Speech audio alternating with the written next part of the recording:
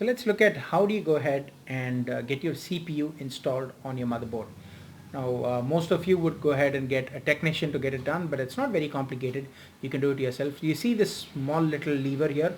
If you press it, you can see that it comes out. All you do is just press it. And once you do that, take your processor. Now here is where you have to be a little bit gentle. The processor comes with a set of pins. All you have to do is just match the pins with the holes there in the motherboard. Do not push or strain your processor.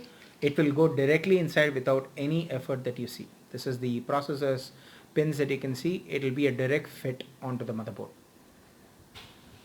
So the good thing about Ryzen processors are all processors are compatible with all motherboards. Unlike Intel, each generation will have its own dedicated motherboard.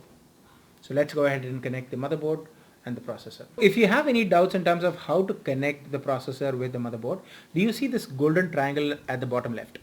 So that should match with the same shape that you see on the motherboard. So if you see on the motherboard, there's one place where you see the golden triangle there as well. So use the same slot and connect the triangles together, and the processor should connect very easily. That's it. Now what you have to do is just again use the lever and connect the processor firmly with the motherboard, and you're good to go. It's as simple as that.